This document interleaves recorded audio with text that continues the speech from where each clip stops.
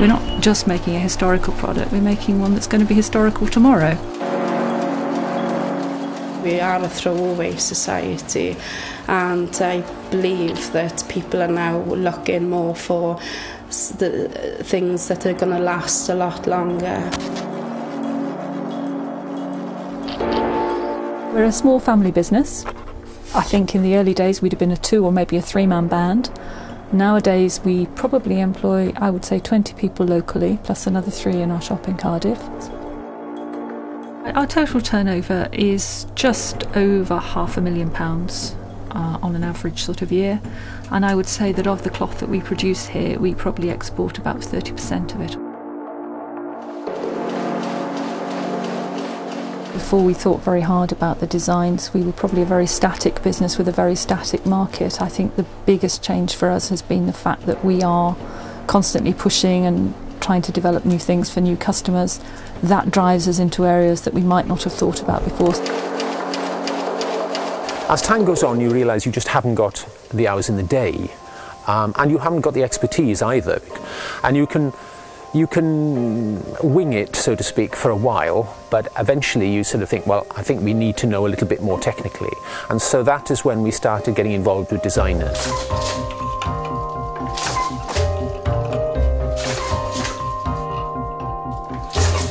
This isn't something that you can kind of do by guesswork, or if you've just got a good eye for colour.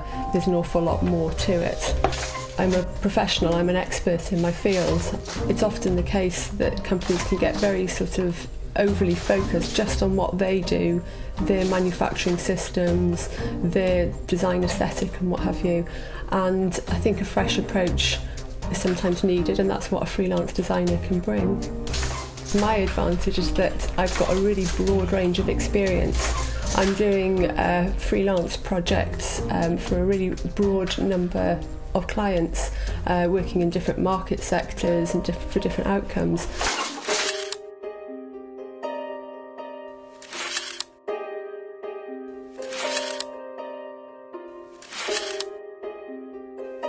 Design in the contemporary market is what made Melin Tregwynt so successful.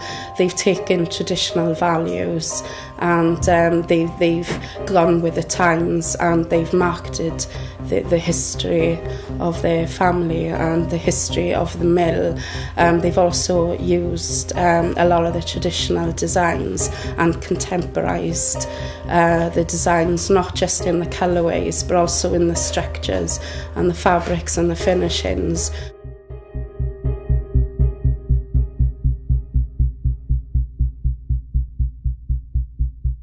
We've always been open to new designs, and so the company really is very much design-led. We use design throughout the company, and it's something that we use on a daily basis. So it's not like we're bringing in design as a last-minute cosmetic to a product. Design should be fundamental to a business. It should be at the core of its activities. What we add is, it is partly the design element, it is the story behind the product, because a number of companies like to associate themselves with something that is authentic in a way that we think of ourselves as small scale, making an authentic product within a tradition. And that has great appeal. It's important to have brand and a cohesive brand at the core of a business, because it should inform all business activities. So it shouldn't just inform the kind of visual aspects of a business. It should, for instance, inform the products and the services, how things are marketed. We're looking at a very traditional way of making things, so where we can put something new on it, we use design. So it is use of colour, it's use of different techniques within our tradition. It's doing that type of thing that differentiates us from the larger volume people.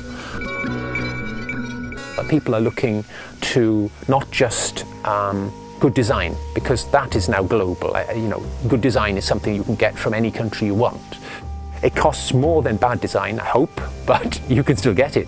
But the story sometimes you can't get. Yes, the feel, the sort of authentic feel is something that you cannot buy. It has to come from the authentic place.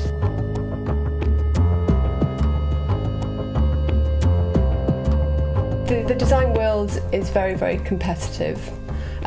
Companies such as Melin Tregwynt have got, they're an international company, they're competing on an international level, and they describe themselves as a design-led business. It's very rare that a company can sort of rest on its laurels and just say, okay, there's my product, I'm going to sell this forever. It's not the case. You need to keep on renewing and reventing and updating your product. So there has to be a continual investment in design. The advantage of using an external designer is perhaps you do only need that design input twice a year. So that's where the flexibility of using a freelance designer really comes to the fore.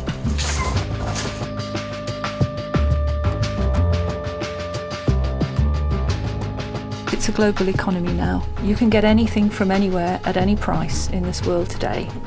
And it's very important, if something has roots and has a tradition, that we don't lose it, that we celebrate it, that we don't pickle it as a museum, but we keep using it, we keep driving forward, but we use that strength and we use that root as a direction, if you like, as an anchor. And I believe very strongly that the Welsh tradition is something that is absolutely fundamental to the product. So it's got a contemporary relevance, but it's absolutely rooted, and it makes it different. And there are people who value it, and increasingly people value that, because where product becomes anonymous, it becomes a commodity. When it has a face and a feeling and a sensitivity and a reality about it, an authenticity about it, then increasingly, I think, in this global world, people will find that, value it, and want to buy it. We don't want to lose our tradition, we don't want to lose our skills, we don't want to become a faceless, anonymous company. We want to be able to build on the things that we have, particularly the strong Welsh tradition, and really make something out of it.